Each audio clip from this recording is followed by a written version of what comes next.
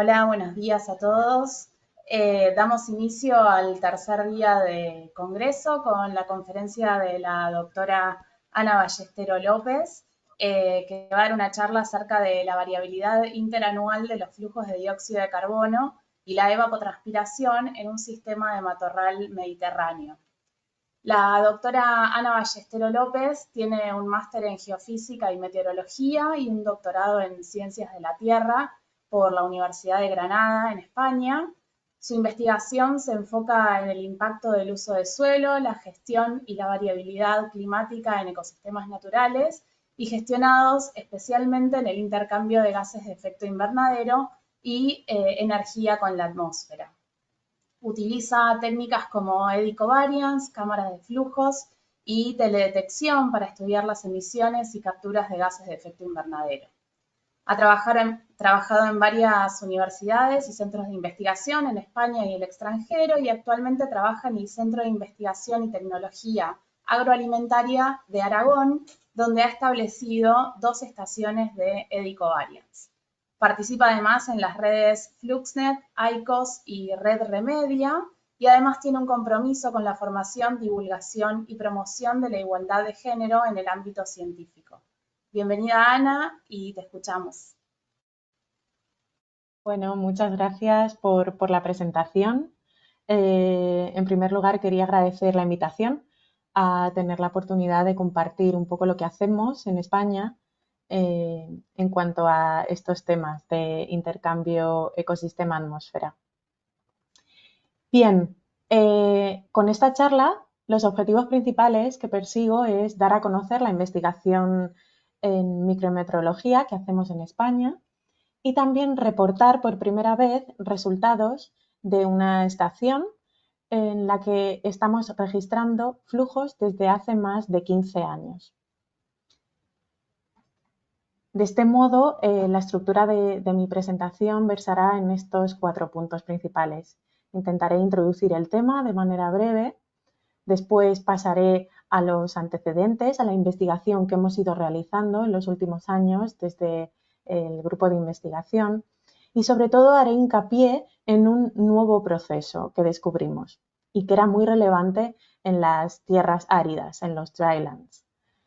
Pasaré a explicar un poquito sobre el Llano de los Juanes, que es el sitio experimental donde hemos registrado esta serie temporal tan larga de datos. Y por último presentaré algunos resultados preliminares. Bien, para comenzar, yo creo que todos los que estamos aquí sabemos que las tierras áridas tienen una importancia fundamental a nivel global. Por un lado, por la superficie que ocupan un 41% de la superficie terrestre global, si tenemos en cuenta todos los subtipos de tierras áridas, las tierras hiperáridas, áridas, semiáridas y secas subhúmedas, y también desde el punto de vista socioeconómico, porque más de un tercio de la población mundial habita en estas áreas. Desde el punto de vista más ecológico, son relevantes porque un 14% del reservorio biológico de carbono global se estima que está en este tipo de ecosistemas. Y también, desde el punto de vista del carbono del suelo, el 27% del carbono orgánico se encuentra en estas áreas y casi el 100%, el 97% del carbono inorgánico del suelo está en tierras áridas.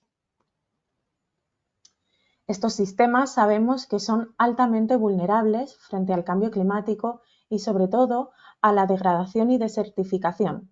Son sistemas donde el equilibrio pues pende de una línea muy fina y en este escenario actual de cambio climático, donde cada vez tenemos más eventos climáticos extremos, pues tenemos que ser conscientes de que estos sistemas requieren de un nivel de protección pues elevado, ¿no? El funcionamiento de las áreas secas, de los drylands, es muy dinámico si lo comparamos con otros sistemas que han sido altamente estudiados como son los sistemas templados. ¿Por qué? Porque están sometidos a un alto estrés hídrico.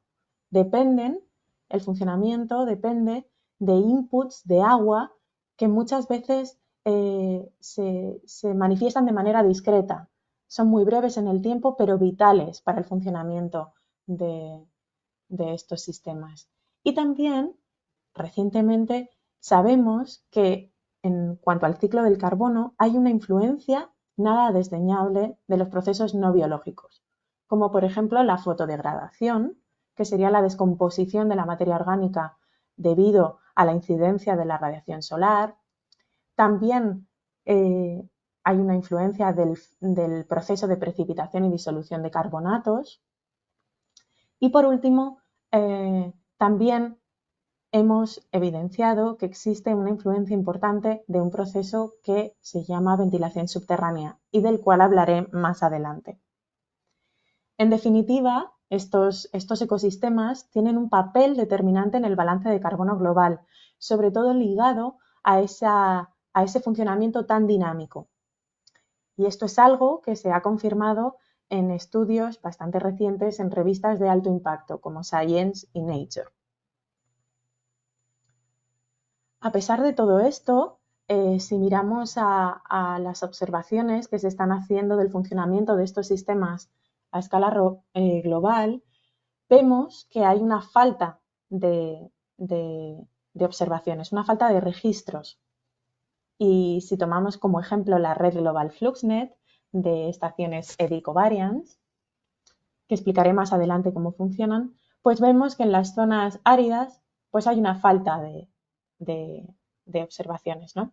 Si nos fijamos en aquellos biomas que abundan en los drylands, como pueden ser la sabana o los matorrales, vemos que hay muchas menos estaciones en comparación con otros biomas como son los bosques o las praderas.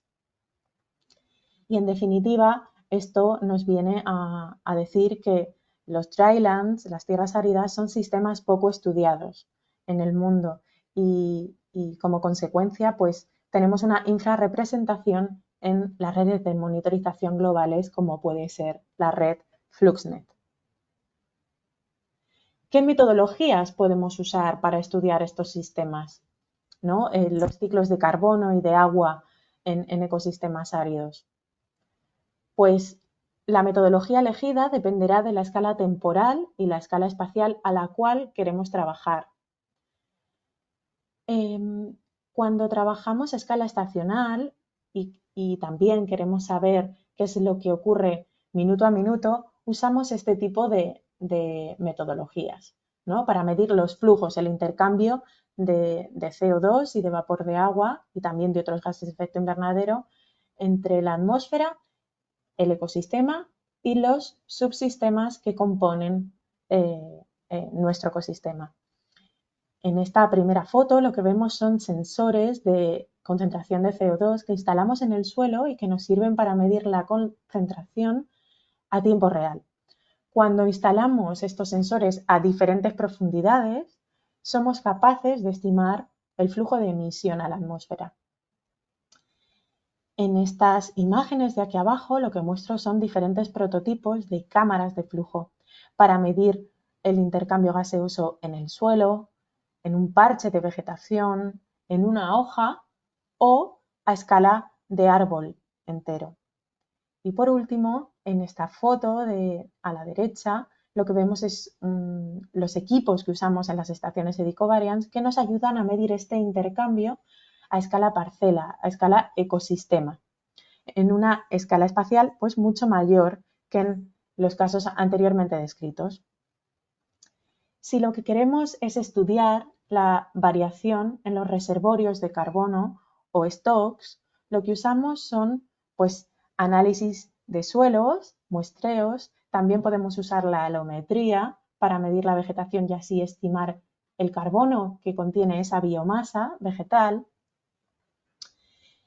Y también podemos usar la radiometría, registrar el reflejo de la radiación electromagnética en diferentes superficies, en vegetación o en suelo, de manera puntual, como muestro aquí, para tener un seguimiento temporal mucho más profundo, minuto a minuto, o usando drones o satélites para tener una información espacialmente explícita, pero con menor resolución espacial y temporal.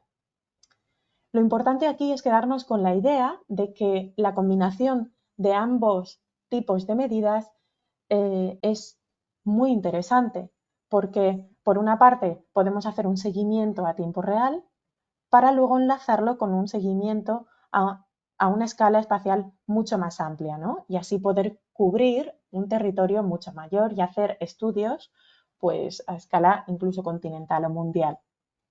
Y aquí la técnica Edicovariance es muy útil porque trabaja a una escala espacial que es directamente comparable con los satélites y también con la escala espacial de los drones, ¿no? Nos permite unir información in situ de los flujos con información de teledetección espacialmente explícita. Y para aquellos que no hayáis trabajado antes con esta técnica, me gustaría introducirla brevemente. Esta técnica trabaja en la capa límite, en la capa de la atmósfera más cercana a la superficie terrestre. Y lo que mide son los flujos turbulentos, el intercambio turbulento de masa y energía.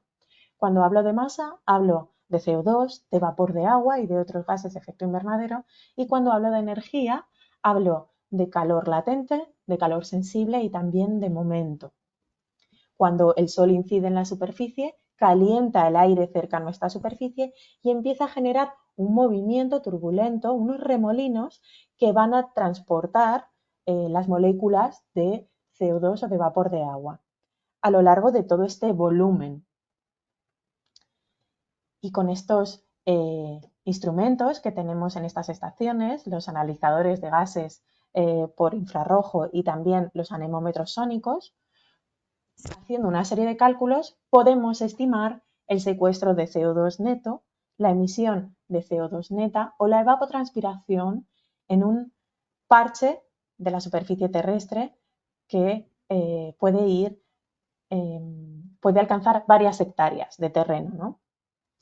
Esta información la medimos cada 30 minutos y si tenemos nuestras estaciones en marcha durante un largo periodo, podemos integrarla a lo largo de días, meses, años e incluso décadas. Como dije antes, esta técnica nos permite medir en parches, en parcelas de varias hectáreas, a través del concepto de área de influencia footprint. Este área de influencia footprint se considera como aquella área donde se originan los flujos que medimos en nuestra torre, en el punto en el que están instalados nuestros equipos. Y dependerá de la altura de nuestra torre de Edicovariance y también de las condiciones de viento, de turbulencia que tenemos en cada uno de los momentos de medida. Ahora voy a pasar a explicar un poquito los antecedentes, la investigación que hemos ido desarrollando en el pasado en España y más concretamente en el Grupo de Física de la Atmósfera. Bien, en este mapa que os muestro están representadas las estaciones Edicovariance de España. Este mapa está registrado en la base de datos European Fluxys Database Cluster, que es el nodo europeo de la red global FluxNet.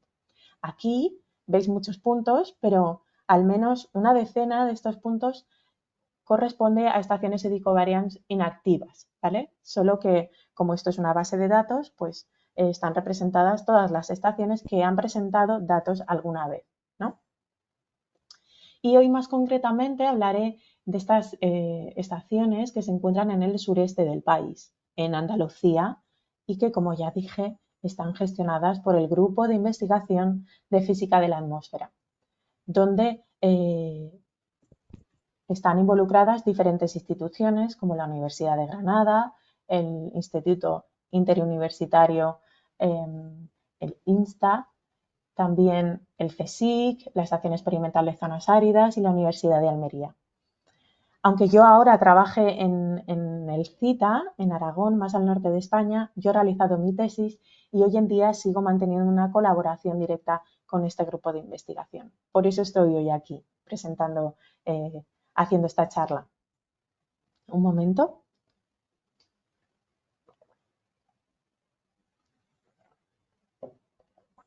Bien, como dije, en este grupo hemos trabajado en diferentes estaciones. En rojo, en este mapa, os muestro la Comunidad Autónoma de Andalucía y comentaros que hemos trabajado en Jaén, en Granada y también en Almería, en estas 3 provincias. En rojo os muestro aquellas estaciones que están hoy en día inactivas. La estación de Sierra Nevada, que se encuentra en un ecosistema de alta montaña, que se encontró en un sistema de alta montaña. En la estación de Padul, que se encontraba en un humedal, muy interesante. Y también la estación de Lanjarón, en la que se midió diferentes tratamientos post-incendio en pinares de Pinus silvestris. En verde son las estaciones que hoy en día están en activo. La estación de Guadiana consiste en un olivar bajo diferentes tipos de tratamiento de cobertura vegetal. Y luego tenemos la estación del Llano de los Juanes, que es la más antigua y es la que os presentaré hoy. Y también las estaciones de Cabo de Gata, donde evaluamos diferentes estadios de degradación en espartales, en ecosistemas de espartal semiárido. Bien, estas estaciones de la derecha se encuentran todas en tierras áridas y son las que nos han permitido descubrir un proceso nuevo del cual antes no teníamos ningún tipo de evidencia. Ahora os voy a presentar un poco la cronología de esta investigación alrededor de este proceso desconocido. En 2008, en esta estación, el Llano de los Juanes, lo que vimos fue que en verano, en el verano del hemisferio norte, en agosto, aquellos días que mostraban unas condiciones de alta turbulencia, aquí representadas por la velocidad de fricción, la U-star, durante estos días a veces registrábamos unos flujos muy altos de emisión de CO2 que no se podían corresponder con actividad biológica, puesto que el estrés hídrico paraba cualquier tipo de actividad biológica. Aquí señalo este evento de alta emisión que correspondía con unas condiciones de alta turbulencia. Más adelante, en esta investigación, en este artículo, lo que quisimos verificar es si esta emisión se podía deber a un proceso de precipitación-disolución de carbonatos. Y para eso se usó un modelo en colaboración con la Universidad de Amberes y se intentó modelizar las emisiones debidas a este proceso de precipitación, disolución de carbonatos en las condiciones climatológicas y geológicas del sitio experimental del Llano de los Juanes, para estos días en los que vimos una emisión ligada a la alta turbulencia. Y lo que vimos es que este proceso explicaba muy poco estos valores tan altos de emisión. ¿Qué es lo que hicimos? Pues nos fuimos a ver qué ocurría en el subsuelo y para ello instalamos una serie de sensores para medir la concentración de CO2 en el subsuelo, en el suelo, pero también a varios metros de profundidad. Y lo que vimos ya en verano del 2009 es que en estos eventos de alta emisión, en condiciones de alta turbulencia, lo que ocurría es que de alguna manera el CO2 contenido en el subsuelo se vaciaba, se transportaba a la superficie. Y es ahí donde empezamos a hablar de la ventilación subterránea. ¿Y cómo podemos definir este proceso de ventilación subterránea? Pues como el transporte advectivo de aire rico en CO2 desde la zona vadosa a la atmósfera, siempre y cuando el suelo se encontrase en condiciones de humedad mínimas. porque necesitamos que los poros del suelo estén libres de agua para que ese transporte de aire, ese transporte advectivo, suceda, sobre todo si es rico en CO2, ¿no? A este proceso también en inglés se lo denomina atmospheric or pressure pumping.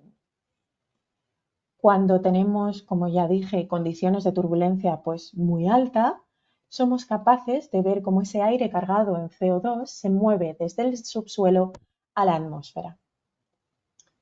Más tarde nos fuimos a analizar los datos de los otros sitios experimentales, los espartales semiáridos, y vimos que este proceso era fundamental también en este sistema, que estaba determinando el balance de carbono anual a lo largo de 6 años hidrológicos consecutivos. En estas gráficas lo que os muestro es en la línea azul la precipitación acumulada y en la línea negra os muestro el balance de carbono acumulado a lo largo del año hidrológico, como dije, de septiembre a agosto. Y lo que vemos es que en el momento en el que deja de llover, la línea azul se convierte completamente horizontal, vemos de manera sistemática una emisión neta de CO2 a la atmósfera. Y esto lo que nos viene a decir es que nuestro sistema se convierte en una fuente de CO2. Y esto, como he comentado antes, en el verano del hemisferio norte, en tierras áridas, es imposible que se deba a procesos biológicos.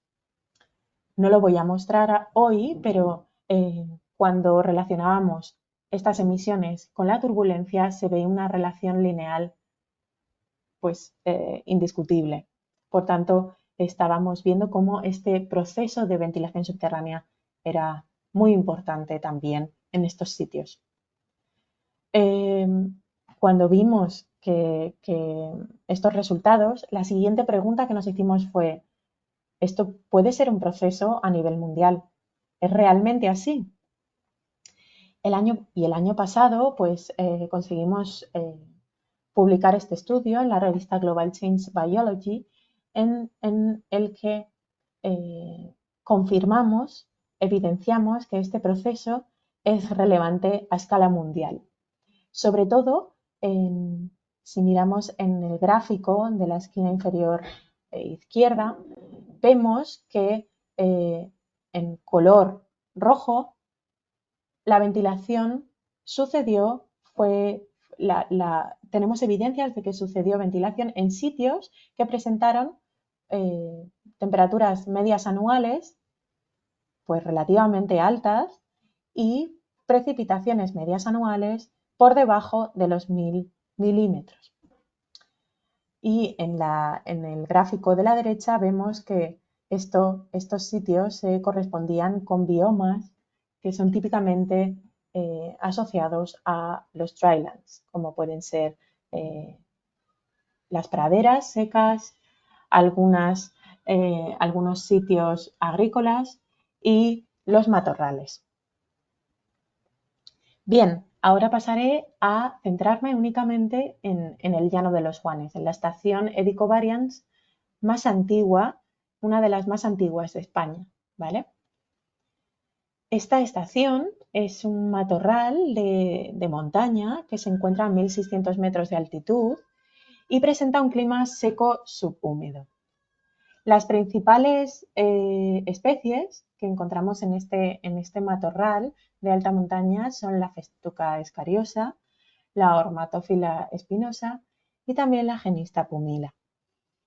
Son especies de matorral pues adaptadas a estrés hídrico, a temperaturas extremas. Aquí vemos que también de manera ocasional hemos tenido nevadas en esta estación y por tanto las condiciones climáticas pues son duras. En concreto tenemos temperaturas medias anuales de 12 grados y una precipitación media anual de menos de 500 milímetros. Y aquí os muestro la distribución estacional de las temperaturas y las precipitaciones. El periodo estival se corresponde con los meses de junio, julio y agosto, con precipitaciones mínimas y temperaturas medias máximas, y las lluvias las encontramos fundamentalmente en el otoño y también en el invierno e inicio de la primavera. En este sitio hemos registrado datos de flujos a escala ecosistema desde 2005 hasta la actualidad. Y en los resultados que os voy a presentar hoy, me voy a centrar en este periodo, desde el 2005 hasta el 2020, un total de 16 años. En esta estación hemos medido flujos netos de CO2 y vapor de agua con la metodología de Ecovariance, pero también otras variables ambientales, como son la temperatura del aire, la humedad relativa, el déficit de presión de vapor, la precipitación, el contenido de agua en el suelo, y también voy a presentar series temporales de un índice de vegetación, el Normalized Difference Vegetation Index, obtenido a través de las imágenes de MODIS, y también de concentración de CO2 atmosférico, medido en el Centro de Investigación de la Baja Atmósfera de Valladolid, en España. Bien, antes de presentaros los resultados preliminares, es importante señalar que esta técnica tiene pues, un potencial muy alto, pero cuando trabajamos en sitios remotos, en ecosistemas remotos, con difícil acceso y sobre todo con un presupuesto intermitente en el tiempo, pues es muy probable que tengamos huecos en las series de datos, ¿no? Y en nuestro caso, la falta de datos para los flujos de CO2 es de media casi un 50%, un 49%, y en el caso del vapor de agua de un 33%. Y aquí os muestro un poco cuál ha sido la cobertura de datos, la disponibilidad de datos a lo largo de los años de estudio, siendo, por ejemplo, el 2019 un año en el que tuvimos bastantes problemas con los equipos y eso ocasionó pues, bastantes huecos en la base de datos, ¿no? Este gráfico aquí lo divido en las 4 estaciones del año, en invierno, verano, primavera y otoño. Algo que no he comentado antes es que en azul oscuro os presento los huecos que han sucedido durante la noche y en azul clarito os muestro los huecos que han ocurrido durante el día. Como veis, la mayoría de huecos sucede durante la noche y esto es debido a la falta de turbulencia. La técnica de Ecovariance necesita que exista un nivel de turbulencia mínimo en la atmósfera para obtener valores fiables, ¿vale? Entonces, durante la noche puede que haya estabilidad, puede que haya inversiones térmicas y que esa falta de turbulencia ocasione pues huecos en nuestras bases de datos. Sin embargo, como trabajamos con muchísimos años, con 16 años, hemos podido rellenar estos huecos utilizando el algoritmo de Marginal Distribution Sampling Technique, desarrollado por Reistein en 2005. Con este algoritmo lo que se usan son días adyacentes para estimar el patrón diurno de los flujos, ¿no? De los flujos de agua y de vapor de agua. El relleno de datos, la buena noticia es que nos muestra que la mayoría de los datos son bastante fiables, con un índice de calidad 1, mientras que en menor proporción tenemos flujos rellenos con calidad media y calidad menos fiable, con indicadores de 2 y de 3. Casi siempre, como he dicho antes, concentrados en aquellos años donde tuvimos problemas con la instrumentación, que fueron en este caso el 2017, que durante el invierno tuvimos bastantes problemas, y el año 2019, con problemas sobre todo durante el verano. En cuanto a los flujos de CO2, hemos tenido que aplicar un algoritmo de partición para intentar dilucidar qué ocurre con los flujos que lo componen, que son los flujos de la producción primaria bruta, el Gross Primary Productivity en inglés, que sería la fotosíntesis, el CO2, que de manera bruta absorbe la vegetación, y también los diferentes componentes de la respiración del ecosistema, que serían la respiración heterotrófica y la respiración autotrófica de las raíces y de la vegetación por encima de la superficie. Y también en esta partición de los flujos de CO2 hemos incorporado este proceso que os he explicado antes de ventilación subterránea, aplicando el algoritmo desarrollado por uno de los miembros del grupo, Óscar Pérez Priego, en 2013. Bien, ahora sí, pasamos un poco a compartir los resultados preliminares de estas series temporales del llano de los Juanes. ¿Qué hemos visto en cuanto al flujo neto de CO2?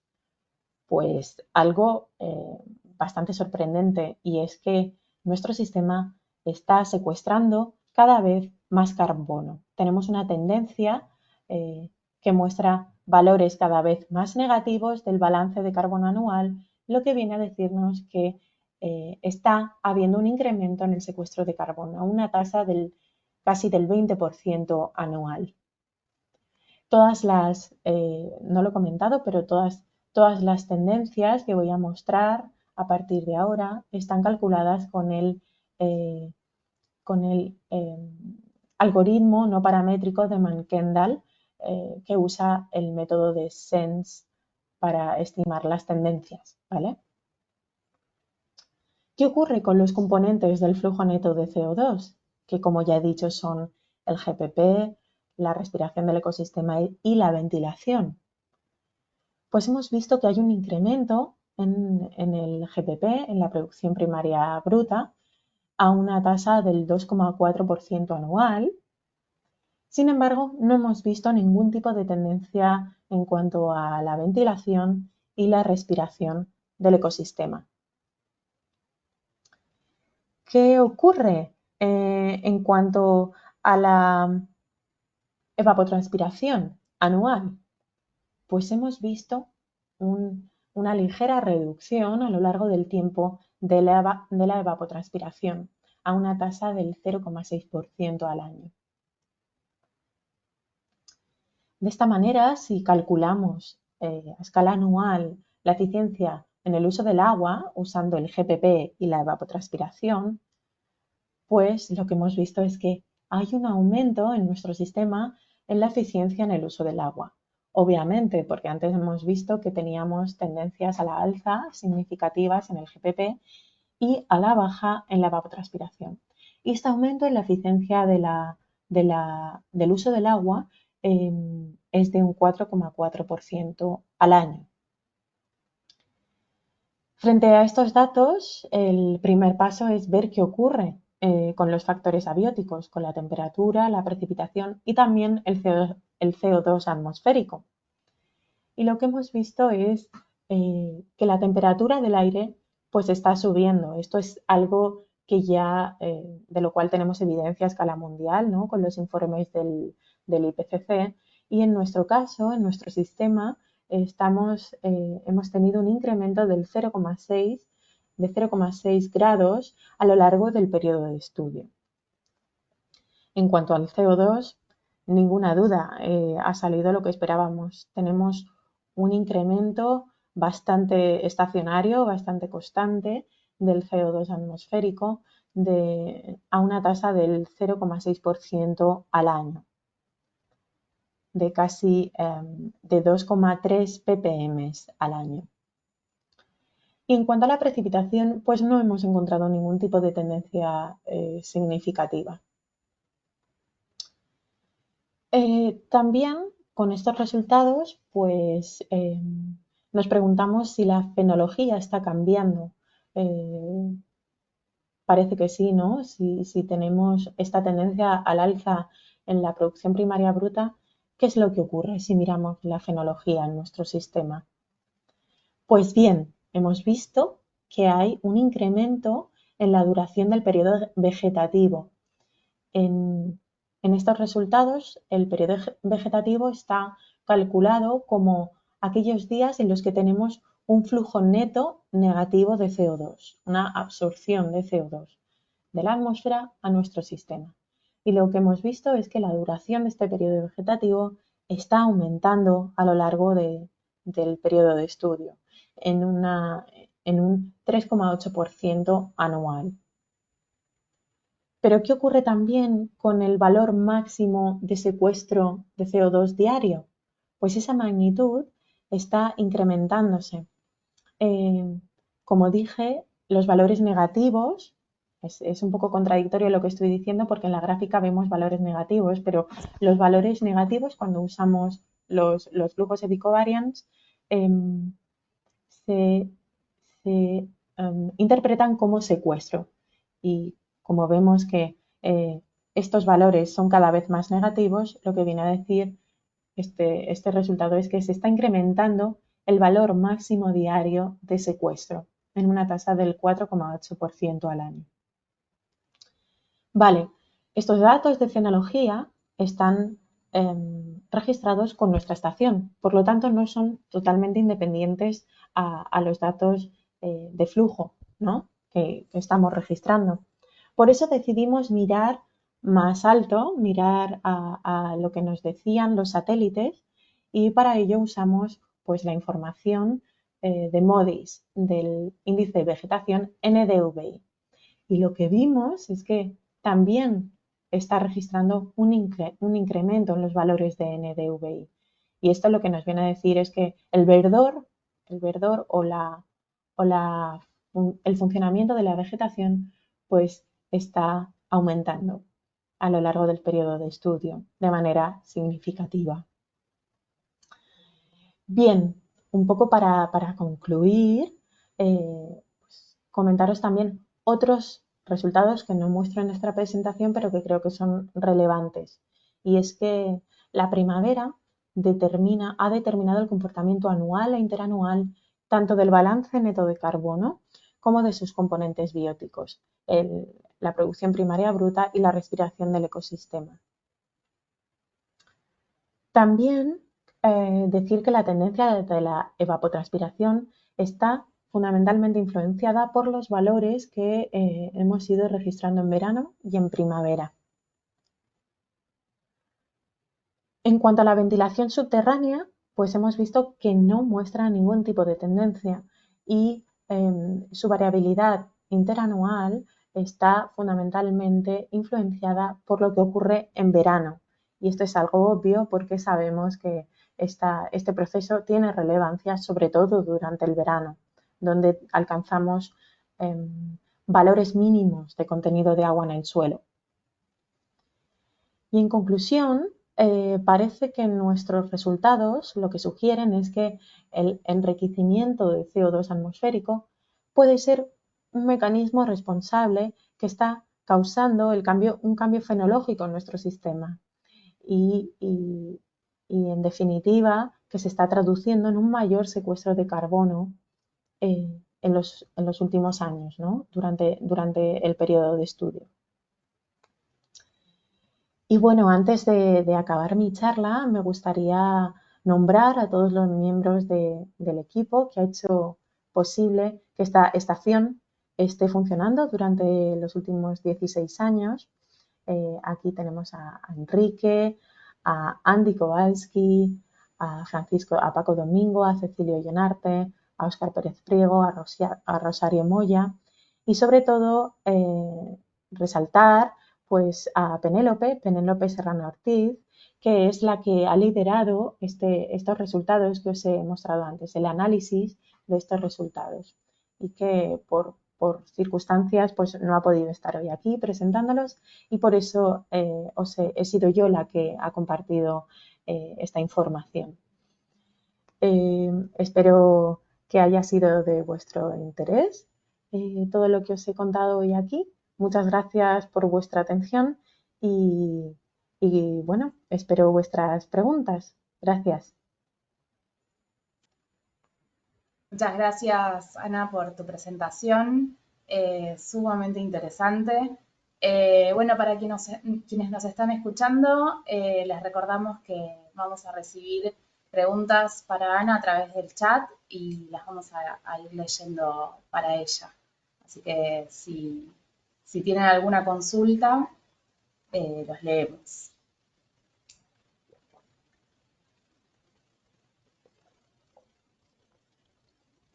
Bueno, yo tengo un comentario, no sé tanto si es una pregunta, pero me pareció muy interesante el final, ¿no? En donde hablas de los cambios en la fenología debido al enriquecimiento del dióxido de carbono. Uno tiende a pensar a veces o a veces analizar únicamente las tendencias en el secuestro, ¿no? O en la emisión, depende de cuál sea la función del tipo de vegetación o del tipo de superficie que estamos estudiando. Y a veces nos olvidamos de pensar, bueno, quizás se está secuestrando más, pero hay que ver cómo está evolucionando la concentración del dióxido de carbono, ¿no? Que no es el secuestro no es un resultado ¿Cómo la en pregunta? solitario.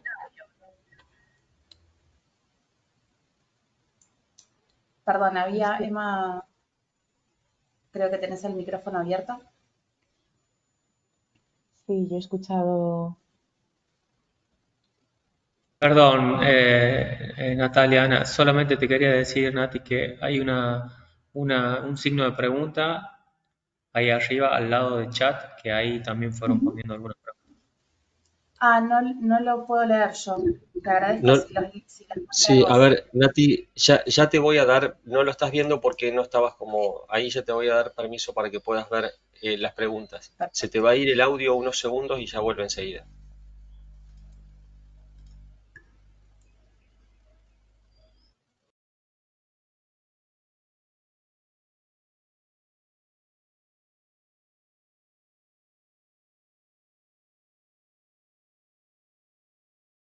A ver, no sé si me están escuchando. Sí, ahí te estamos escuchando. ¿Ves las preguntas de Y arriba ahora del sí. chat?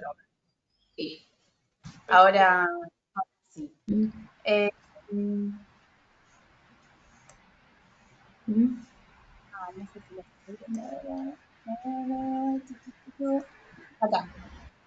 Jesús Domínguez Valdés pregunta, para determinar la captura o emisión de dióxido de carbono en el suelo, entiendo que existen muchas variables.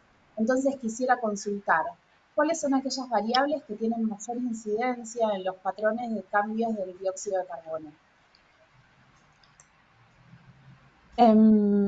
Vale, imagino que la pregunta va enfocada al ciclo de carbono en la superficie terrestre y en sistemas naturales o manejados, pero con vegetación y suelo, ¿no? No estamos hablando ni de ciudades, ni de transporte, ni de nada de eso. En, en este caso, como comenté, tenemos diferentes reservorios. Estaría el suelo, estaría la vegetación, estaría también el aire rico en CO2 que he explicado antes que está en el subsuelo. Y en estos procesos, sobre todo biológicos, en el suelo y en la vegetación, las variables fundamentales son la precipitación, la humedad del suelo, la temperatura, también la humedad relativa que tenemos en la atmósfera, si tenemos una atmósfera muy seca o no, eso va a determinar el estado de la vegetación de manera bastante fuerte. La radiación, fundamental para la fotosíntesis. El viento, en el caso del CO2 contenido en el subsuelo, a través de esta ventilación subterránea, este proceso que he explicado. Y lo más importante, la interacción de todas estas variables. Esto es algo que estamos viendo últimamente y es que una sola variable no nos sirve para explicar los patrones que estamos observando. Necesitamos tener en cuenta todas las variables que medimos para estimar el funcionamiento del intercambio de CO2 en sistemas terrestres y poder modelizarlo. Y esto hace que la capacidad computacional que necesitamos es cada vez mayor. Tenemos mejores equipos, tenemos cada vez más medidas pero necesitamos equipos potentes para analizarlas. Y bueno, en definitiva, estamos viendo que lo más importante a veces es la interacción entre variables. Muy interesante lo que planteas. Tenemos otra pregunta, bueno, de Manuel Luna Toledo, dice, debido a las tendencias de cambio en el tiempo, ¿deberíamos pensar en sitios permanentes de medición usando Ecovariance? Bueno, yo abogo 100% por la permanencia de este tipo de estaciones. No sé si soy muy parcial, pero porque me dedico a ello, ¿no? Pero creo fundamental el mantener este tipo de estaciones porque hoy en día, con el cambio climático, no solo estamos registrando un aumento en la temperatura global, sino una mayor variabilidad climática.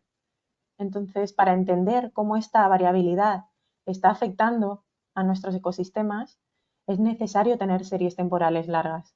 Si no, no vamos a poder entender qué es lo que ocurre. Además, cuando estudiamos, por ejemplo, en sistemas agrícolas o ganaderos, el efecto de un tratamiento, muchas veces los proyectos de investigación nos permiten dar una respuesta a corto plazo, pero no a largo plazo. Y sabemos que hay procesos, como por ejemplo la renaturalización de un sistema que ha sido pastoreado de manera pues muy agresiva. Este tipo de proceso se desarrolla a lo largo de muchos años. Entonces es necesario mantener este tipo de estaciones para dar respuesta a procesos ecológicos que suceden de manera lenta, pero que pueden determinar el clima a nivel mundial. Así que mi respuesta es sí, hay que mantener este tipo de estaciones en el tiempo y no sé, desde diferentes países en Sudamérica, pero en Europa hay algunas iniciativas que están persiguiendo este objetivo, como por ejemplo ICOS, la red Integrated Carbon Observation System. Es una red que está anclada en los gobiernos de cada uno de los países miembros de la Unión Europea. Los países tienen que dar un compromiso económico explícito para mantener las estaciones a lo largo de al menos 20 años. En España, esta red no está muy establecida, por así decirlo, pero desde la investigación, desde los diferentes grupos de investigación que trabajamos en este tema, estamos intentando que el gobierno apoye nuestra participación en esta infraestructura de investigación que decimos. Ojalá pudiéramos tener ese tipo de políticas. Sí. Leonardo Serio dice, buen día, muy interesante lo que encontraron sobre el flujo de carbono subterráneo en épocas secas. ¿Está siendo considerado en los modelos de balance global de dióxido de carbono? No. Este proceso, como ya dije, lo descubrimos recientemente, relativamente hace poco, y el año pasado demostramos en esa publicación que era algo que ocurría a nivel mundial. La respuesta es que no. Ahí hay mucha investigación por hacer y por incorporar este proceso a nivel matemático en los modelos que actualmente se usan para estimar el balance de carbono global. Tenemos una pregunta más. Patricia Figuerola dice, respecto de la ventilación, justamente ustedes tienen veranos secos, nosotros tenemos veranos húmedos, nuestro régimen de precipitación cambia. ¿Qué podría esperarse al respecto? Bien. Durante el tiempo en el que hemos desarrollado esta investigación, también nos hemos preguntado si en otros sistemas puede ocurrir este proceso. Y no tenemos evidencias a escala ecosistema, pero sí en algunos estudios centrados en el suelo se ha visto que puede haber ventilación incluso en nieve. Entonces, en este sentido, lo que determina ese transporte de aire rico en CO2 es que tengamos un suelo seco, no que tengamos una alta temperatura. Por supuesto, la turbulencia del aire en la capa límite está asociada a la temperatura. Necesitamos un aumento de la temperatura para que ese movimiento de aire pues comience. Pero si el suelo está seco, yo creo que podría esperarse que ocurra la ventilación subterránea en esos sitios. Es algo a explorar, sí. Tenemos otra pregunta de Manuel. Te pide si podrías comentar brevemente cómo ustedes trabajan la integración entre los datos micrometeorológicos de las torres y los datos generados por teledetección. Vale.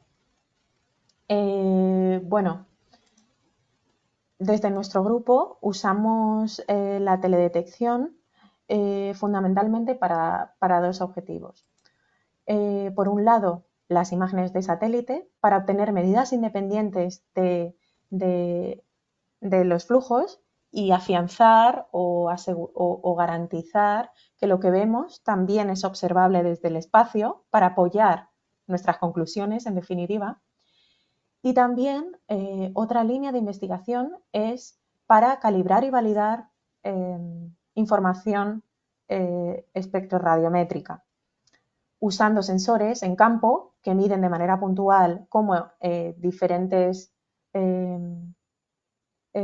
la reflectancia en diferentes ondas de electromagnéticas, longitudes de onda, varían en el tiempo, ¿no? Y combinar esa información con los flujos. Por ejemplo, estamos haciendo eso con la fluorescencia clorofílica. Ahora mismo se quiere lanzar un nuevo programa, el programa FLEX, para medir la fluorescencia clorofílica pasiva desde el espacio, pero no tenemos casi información de cómo responde esta fluorescencia in situ en la superficie. Entonces, estamos combinando estos dos tipos de información, flujos y fluorescencia clorofílica, para ver cómo, por ejemplo, el estrés hídrico afecta a la fluorescencia. Muchas gracias, Ana. No sé si alguien más tiene alguna pregunta. Ya estamos llegando al tiempo de la presentación. Ahí le pido si Andrea, Patricia o Emma nos ayudan con cómo seguimos. Agradecerte por tu disposición. Fue más que nada interesante, novedoso en algunos aspectos que, bueno, a nosotros nos falta bastante todavía para tener el nivel de ustedes, pero intentamos ir para allá. Todavía nos falta. Muchas gracias también a Penélope. Gracias a vosotros. Muchas gracias, Ana, y a los asistentes. Pasamos a la sesión mediante el formato reunión. Nos estamos viendo. Gracias, Natalia, también por moderar. No, por favor. Un abrazo. Gracias, Ana. Saludos, un abrazo.